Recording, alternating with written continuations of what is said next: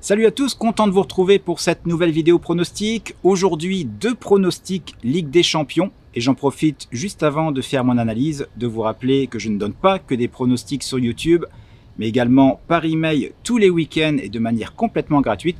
Et pour les recevoir, c'est très simple, vous avez un lien pronostic offert en description de cette vidéo qui vous permettra de recevoir ces pronostics soit le samedi matin ou encore le dimanche matin. Tout de suite, analyse.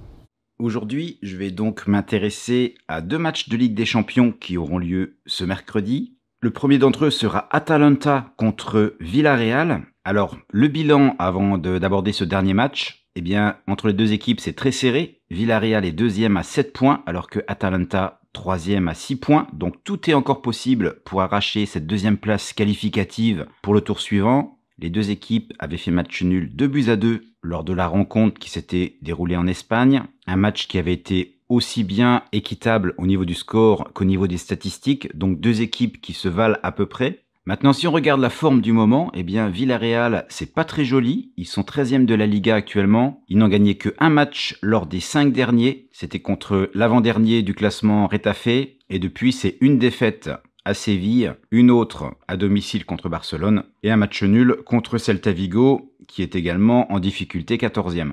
À l'extérieur, à Villarreal, cette saison, c'est vraiment pas bon. Tout simplement, aucun match de gagné en 8 joués, mais principalement des matchs nuls, 5 sur 8, et également très peu de buts marqués, seulement 4 buts en 8 matchs, donc ça fait un demi-but par match, ce qui est vraiment très peu. Et ça fait de Villarreal la deuxième plus mauvaise attaque à l'extérieur du championnat avec Retafe.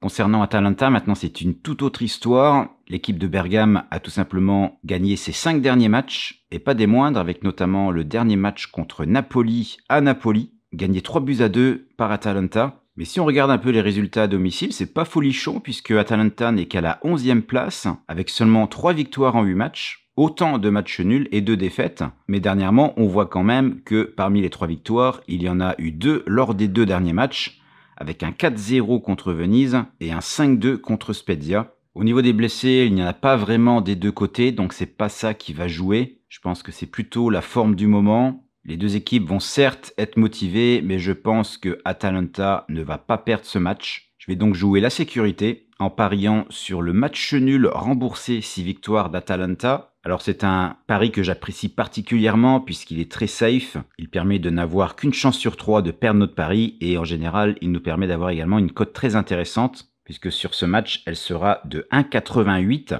Et pour placer ce pari, c'est en général un pari qu'on ne trouve pas tel quel sur un bookmaker. Il faut le placer manuellement en plaçant 2 paris différents, un sur la victoire d'Atalanta et un sur le match nul. Et pour savoir exactement quelle mise placer sur chaque type de pari, eh bien c'est très simple. Si par exemple vous pariez 50 € sur ce match, il vous suffit de diviser 50 € par la cote victorieuse d'Atalanta ici à 1,81. Ça vous donnera le montant à parier sur la victoire d'Atalanta. Et le montant qui vous restera, eh bien vous le placerez sur le match nul ici de draw à 4,2. Et comme c'est un match à domicile et que je suis assez confiant sur ce pari, je vais placer 2% de mon capital. Le deuxième match qui va m'intéresser, c'est Wolfsburg qui reçoit Lille. Alors, nous sommes ici dans le groupe le plus disputé, puisque toutes les équipes peuvent encore se qualifier, avec Lille première à 8 points, ensuite il y a Salzbourg à 7, Sevilla à 6 et Wolfsburg à 5. Lille reste sur une très bonne série, puisqu'ils se sont imposés 1-0 contre Salzbourg lors du dernier match. Mais surtout, la victoire à Séville pourrait être décisive, puisque ça met Séville quand même dans une mauvaise posture, alors que c'était quand même l'équipe favorite pour gagner ce groupe.